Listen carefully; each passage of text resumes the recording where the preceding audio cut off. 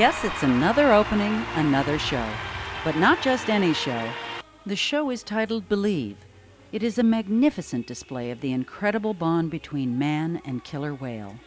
Two worlds, two different species, trying to bridge the gap between them. The idea of Believe was actually born from the whale itself. From the behaviors that are in the show, and even the music that was composed in the show, it all came from the animal itself. These whales are amazing animals, and they brought with them the whole concept of this particular show. Well, this particular board here is something we started with when the first concept of the show came to us.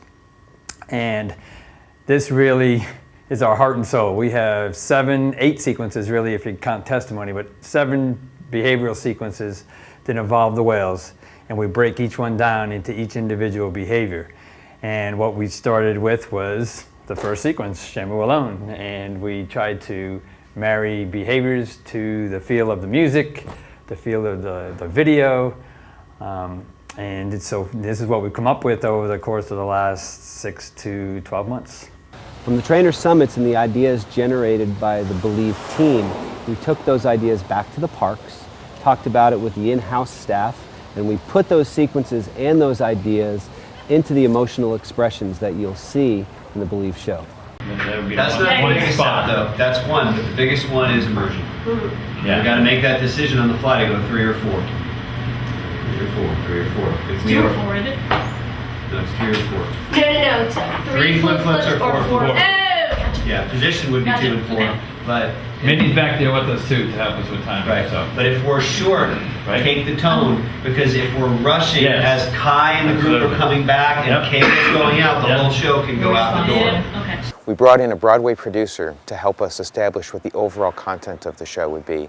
We brought in a set designer and a composer from Los Angeles area. And we also brought in Hallmark Corporation to help us with what the emotional content of the show would ultimately be. We brought all of this together, we mixed it all together, and we ultimately created a one-of-a-kind, unique experience that you can only find at SeaWorld. The way they can move about the water, their finesse, their power, and their agility, it's indescribable. And I think that's one thing people never get tired of seeing. We as trainers, we never tire of it. We see it every day, but we appreciate it every day. So we aren't special people. We have special jobs, and we recognize that, and we understand that we are, in essence, ambassadors for humankind interacting with this species of animal. At the core of SeaWorld's training philosophy is positive reinforcement. It permeates every interaction the trainers have with the whales. More than anything, the trainers want the animals to have fun. This is what brings magic to the training sessions, as well as to every performance. There's behavior in the show where we turn all the sprayers on, we get on the whale, and we zoom to the bottom of the pool, and we leap up out of the water, jump over the sprayers, come down with the whale. That's just plain fun. That takes you back to the day where you first imagined wanting to get into the water with the killer whale. That's exactly the reason why we do this. It's just fun for us and for the killer whales.